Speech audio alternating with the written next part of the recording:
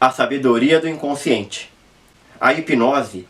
As possessões diabólicas. Eu sou Mário Metsu, este é a Sugestão Católica, para a psicologia e hipnose a serviço da fé católica.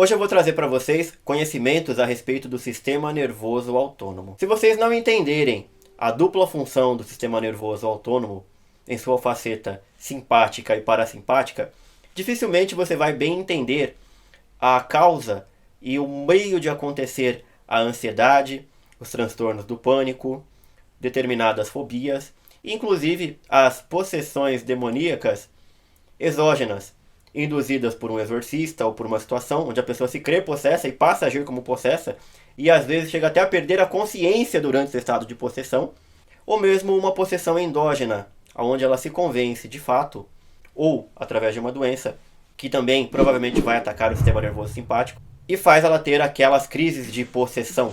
Para começar a falar dessa superinteligência que temos em nós, o sistema nervoso autônomo, uma dádiva que Deus nos deu, eu preciso informar que o sistema nervoso simpático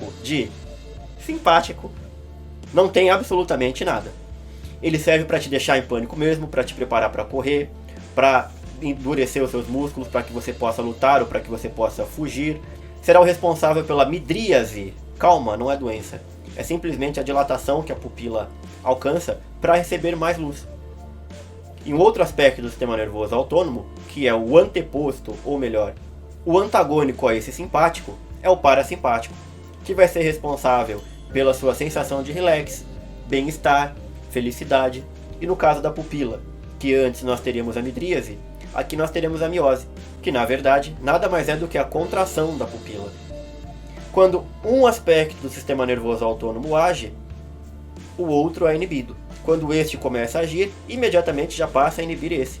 Então é através do sistema nervoso autônomo e dessa superinteligência que o nosso corpo atinge a termorregulação, que faz a nossa temperatura cair quando essa inteligência, que nos observa 24 horas por dia, percebe que você está atingindo um estado próximo ao sono.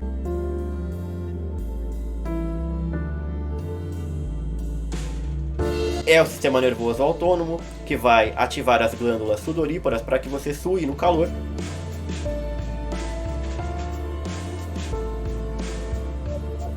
Na verdade, não é o calor que faz você suar, é a sua reação do sistema nervoso perante o calor ou perante o frio.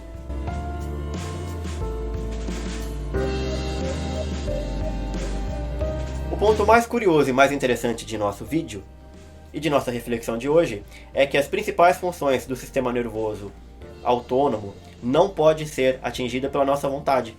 Por exemplo, ele regula a nossa velocidade cardíaca e, como eu já havia dito, a nossa temperatura corporal. Mas através da vontade, do esforço consciente, eu consigo fazer meu coração bater mais rápido? Ou mais devagar? Eu consigo regular a minha menstruação, que eu não tenho, mas se eu fosse mulher, provavelmente, eu acho que eu teria. Eu poderia atrasar ou mesmo suspender a minha menstruação por algum determinado espaço de tempo? Não, pela vontade não, mas pela sugestão de alguém, sim. E por uma possível auto-hipnose bem feita sobre mim mesmo, sim. Não recomendo que se faça esse tipo de treinamento, mas através da sugestão, que é uma solicitação para o seu sistema nervoso autônomo nos seus dois aspectos, simpático e parasimpático, não passa pela sua inteligência, não passa pela sua vontade. E aqui eu não falo de subjugação, no sentido de que vou hipnotizar a pessoa e ela vai fazer coisa que ela não quer fazer, etc, etc. Não. Mas, se houver a permissão da parte dela para que ela chore, em uma sugestão de choro, sim, ela vai chorar. Se houver permissão da parte dela, e não adianta a vontade, basta a permissão, porque a vontade é o que parte dela para ela mesma. Eu não quero menstruar esse mês. Muito difícil que ela consiga. Mas através da hipnose não é tão difícil assim.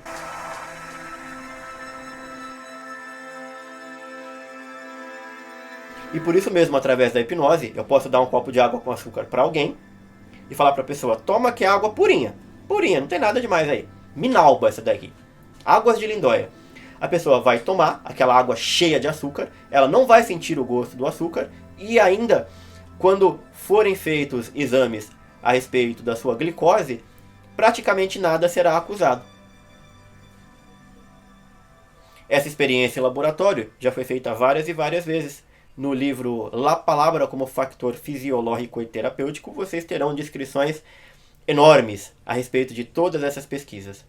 E eu poderia ainda dar uma água puríssima, Minalba, fonte natural, e falar para ela, toma que é água com açúcar.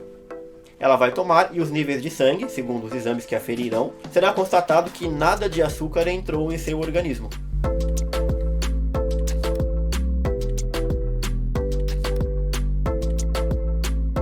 Do mesmo modo, uma pessoa não pode sentir calor. Ah, agora eu quero sentir calor, sendo que não está, pela sua própria vontade, ou frio. Mas através da sugestão, sim. E é por isso que eu quase fiz desmaiar uma vez uma pessoa, sugerindo que estava frio, cada vez mais frio. Era dezembro. A pessoa se contraía, passou a ficar roxa. A roxa permitiu, antes da hipnose, que eu desse essa forçadinha de barra. E, claro, se permitiu o tempo todo que isso acontecesse com ela. Mas beirou o desmaio. Não sei se é um desmaio real, poderia até ser, ou simulado. Mas que beirou.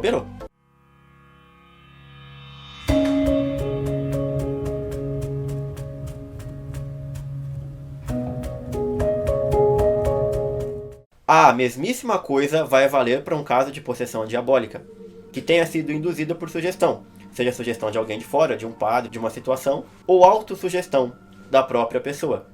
Eu já tive a oportunidade de, por diversas vezes, interagir com uma pessoa em estado de demonopatia, acreditando-se possessa. E como a igreja pede para não se crer facilmente, e eu não tinha nenhuma novidade, nenhum motivo para acreditar que aquela pessoa estava possessa, comecei a aplicar a técnica do pronto-socorro. Basicamente, chamando a pessoa pelo nome, tranquilizando-a, muito embora ela possa, deva, na verdade, estar nada tranquila, me apresento, digo quem eu sou, e que ela estará bem rapidamente, enquanto acompanhar a minha voz. 10, você está ficando cada vez mais tranquila e pode ouvir a minha voz. 9, quanto mais você se debate desse jeito que você está fazendo agora, mais cansaço você sente e mais vontade de descansar. 8, eu vim te trazer o repouso, o restabelecimento e a felicidade.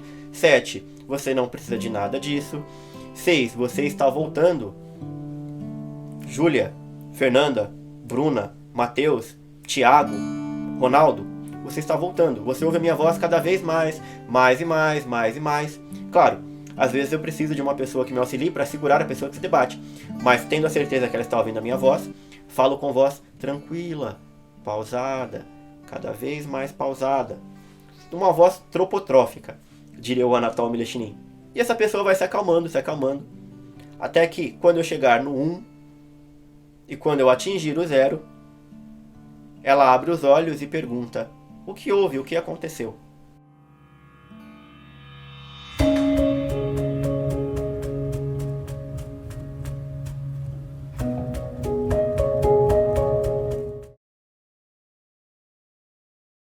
Você provavelmente está se perguntando, mas por que os padres exorcistas não fazem isso na maioria dos casos? É uma excelente pergunta. Na verdade, eles deveriam fazer tudo isso antes de fazer qualquer intervenção espiritual. Por mais que o Papa Bento XVI tenha proibido as pessoas de, num caso em que você ache que a pessoa está possessa, não fale diretamente com o demônio. Fiéis, não façam o exorcismo de Leão XIII sobre a pessoa.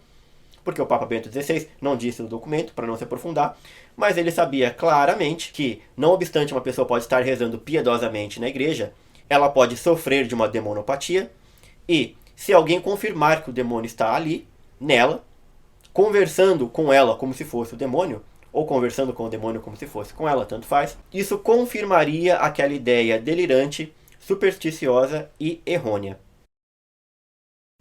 Vejam só como este padre inicia a sua sessão de exorcismo coletivo e como ele lida com uma pessoa apresentando um estado alterado de consciência, de teor demonopático. Antes é feito um relaxamento. Qual é o seu problema? Feche os seus olhos e pense no seu problema. Padre Jader cria toda uma expectativa. Existem muitas e chega o momento da apoteose, da possessão.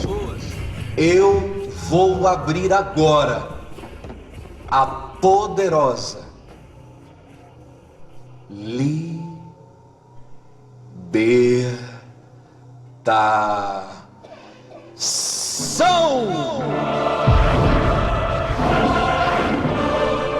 Que cientistas chamariam de apenas espetáculo. A trilha musical ganha força. Fiéis imediatamente ficam supostamente possuídas. A pedido do padre, elas são levadas para a frente do palco. A plateia entra em convulsão. Algumas choram desesperadas. Outras se batem. O padre continua o sermão. Chama pelo diabo a todo momento. Mas toda maldade vai aparecer agora! Pode sair por dentro! Pessoas continuam se debatendo. Gritos desesperados. O ritual de possessão chega ao ponto máximo. O padre desce no palco e começa a fazer exorcismo corpo a corpo. Em nome de nosso Senhor, toda força negativa, sai agora. Em nome do Pai, do Filho e do Espírito Santo. Amém. Negocia com alguns possíveis demônios. Eu quero! O que você quer fazer com ela? Matá-la!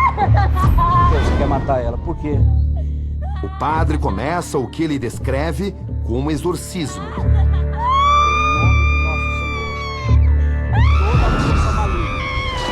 Está no corpo, na casa. Como num passe de mágica, a chamada entidade negativa obedece. Muito longe de apresentar um pronto-socorro, o padre apresenta um pronto pavor. Confirma o demônio, confirma. É verdade que ele vai expulsar esse demônio dessa mulher e provavelmente ela vai sair bem dali. Mas nada impede de que ela creia, quando ela chegar em casa, que o demônio voltou. Porque provavelmente todos aqueles problemas que ela tem em casa, seja com filhos, saúde, marido, etc, não serão resolvidos e isso solicitará ao seu sistema nervoso novamente uma nova reação. E uma reação desse gênero, ou pior, pode vir a acontecer. Confira agora um trecho de um vídeo histórico, bastante antigo, do padre Quevedo aplicando a técnica do pronto-socorro no quintal, no jardim do antigo CLAP.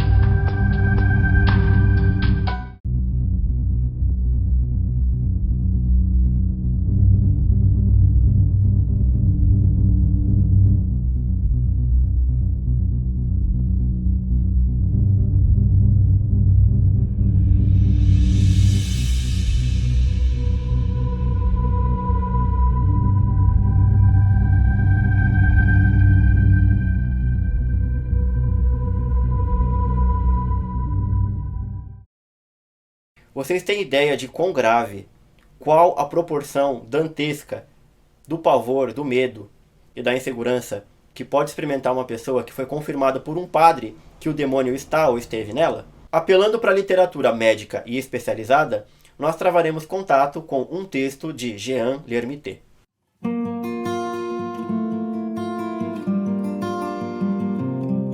Muito antes de a ideia de possessão invadir seu espírito, o paciente já havia experimentado modificações muito significativas em sua vida interior.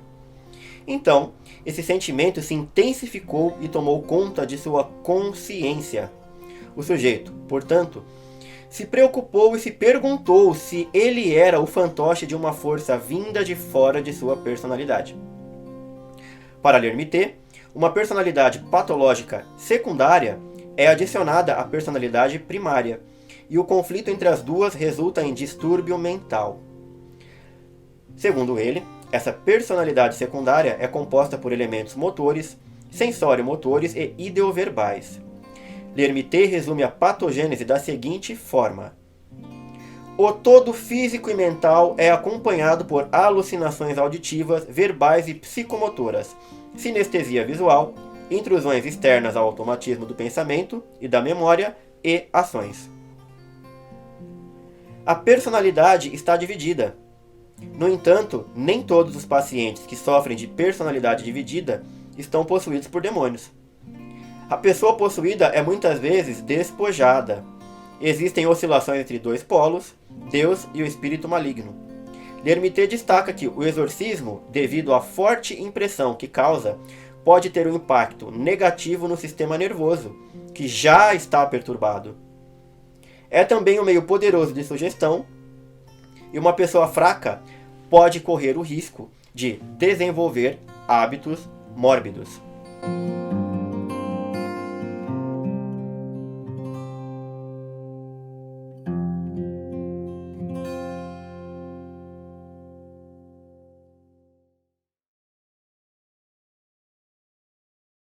Através da literatura universal, vocês vão descobrir que em muitos casos, onde a consciência da pessoa, às vezes simplesmente a consciência moral, foi abalada, serviu de aso, de oportunidade para manifestar uma falsa possessão diabólica.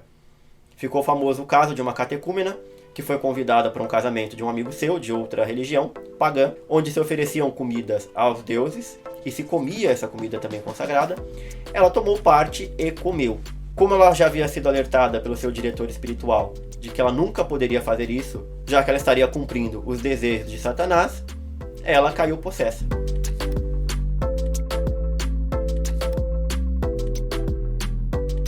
E existem algumas histórias que chegam a ser bem divertidas nesse cenário.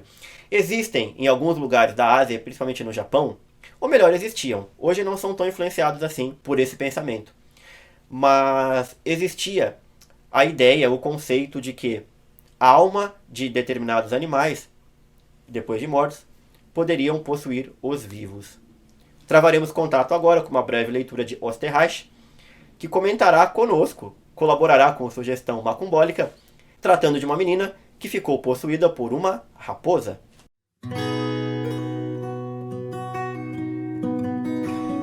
Uma menina de 17 anos, irritável e caprichosa desde a infância, se recuperava de um péssimo ataque de tifo. Ao redor de sua cama estava sentada, ou melhor, agachada à moda japonesa, suas amigas, tratando de coisas femininas e fumando. Todo mundo estava contando como, no final da tarde, no crepúsculo, foi vista perto da casa uma forma semelhante a uma raposa do norte. Isso foi suspeito. Ao ouvir isso, a menina doente sentiu um tremor no corpo e foi possuída. A raposa havia entrado nela e falava por sua boca várias vezes ao dia. Logo, ela, essa raposa, assumiu um tom dominador, repreendendo e tiranizando a pobre garota. E segundo a Enciclopédia de Religião e Ética, em seu volume 4, a posse por um grande número de animais é conhecida. A produzida por raposas é a mais frequente, mas também ocorre a possessão por gatos, texugos, cães, macacos e cobras, bem como, é claro, por espíritos não animais. Os vários tipos de possessão não são igualmente frequentes em diferentes partes do Japão. Às vezes um, às vezes outro predomina. E aí? Você gostou de saber um pouco sobre o sistema nervoso simpático e parasimpático?